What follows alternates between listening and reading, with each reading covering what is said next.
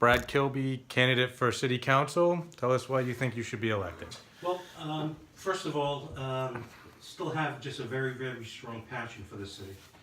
I was born and raised here, raised my family here, a couple of kids in college presently, one graduate from Stonehill. Just a huge investment my family has put into living in this city that we love it. It's not saying we're displeased sometimes with things that my wife and I, that we see or, or read, but in a broad sense, it's just again, a passion to serve. We ran for state representative a number of years ago. I came up short. That's fine. I mean, I learned a great deal from it, and need a little decompression period. I'm just have the motivation and the passion to hopefully get elected and contribute positively, which I think my record shows. Got elected at 30 years old, Fall River School Committee for 10 years, then went on to the City Council. I'm 52 years old at this point. Time flies, I just feel like I still have a drive in me to try to make a difference. You spent some time as a city employee in Yes. Government Center. So how do you think that that position may have changed your perspective on serving as a council? Thank you for asking that. All the years that I served on a city council, the 1 year I served as the Fall River assessor, I have more financial experience, municipal experience for as I said, financing than I learned the entire time I was on a council. When I served as assessor under Sam Sutter, I was lucky enough, I thought at the time I was unlucky, but I was lucky enough that the city was going through a reval every 3 years. It's just a massive undertaking. Department of Revenue has an agent. His name was Steve McCarthy from the Bureau of Local Assessments, and I was with him on a daily basis from April all the way a couple of weeks before Thanksgiving. I'll give you an example, the intensity of going through this reval. We had to actually drive and get a 2% sample of all the properties in the city. Commercial, residential, industrial, chapter land, you name it, 2%. And the reason we did that, the state requires that, is to make sure our people are being taxed fairly under the Constitution of Massachusetts and obviously the United States. I mean, taxes have to be fair. So if I own Green Ridge Ranch on Langley Street and on Nickel Street, right down the street, the value's higher, that's not right. So every 3 years the state wants to make sure our values are fair.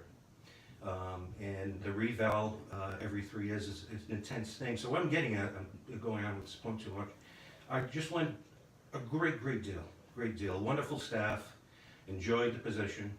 But I know, how things are when a new administration comes in, he wants his own team. So there was a point in time I was upset for a little while. But I was fortunate enough to be able to fall back on my legal career. I practiced law in the city here, solo practitioner, for about 23 years now. So I'm glad that I put my library and my furniture in storage, and then just gracefully left that office and moved back into practicing law. Do you see any differences with this council and how it operates that you think that you could bring a certain quality to? Well, yeah, what I'm getting from people out in the community is a couple of comments that are kind of consistent. Brad, the city needs you. I get that quite often. Brad, you're a calming voice. I don't recall, and Will, when you were covering the school communities, even way back then, never mind the city council, I don't think I ever once made anybody look bad publicly. It's just not I don't do that, it's not my makeup.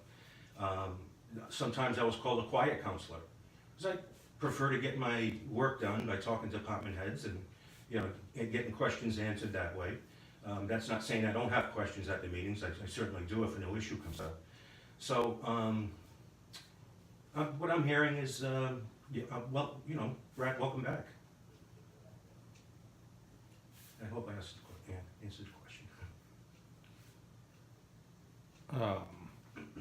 what would be your top priority as a counselor? Well, as you know, weak council, strong mayor, but the issues haven't changed.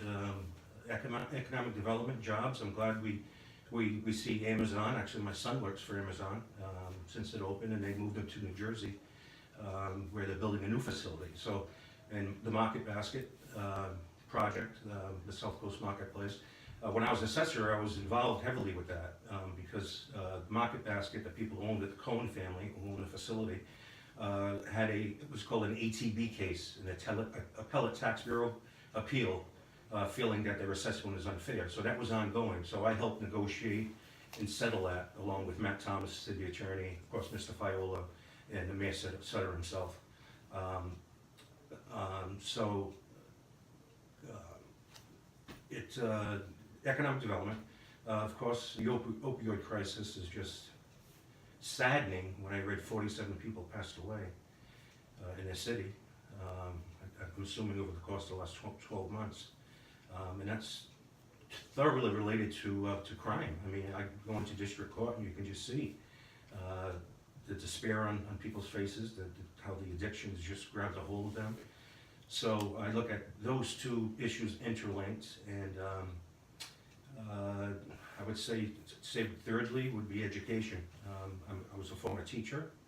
I have a strong passion. My wife's a 5th grade teacher at the Green School, so I get an earful every time, when she comes home from work and we sit down and we talk over dinner or whatever.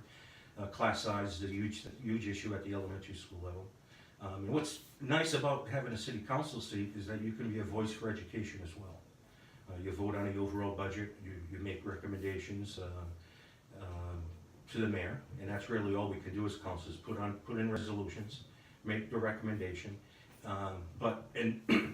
Many people say that as a councilor, your role is limited. You really can't do that. I know former President Whitty in the paper the other day said, know your jurisdiction, don't think you're mayor. But, you listen to people out there, you listen to what the problems are, and there are ways as a council to get things done. I'm not saying, I'll use the word, maybe a little bit of political pressure on the administration when you see a need.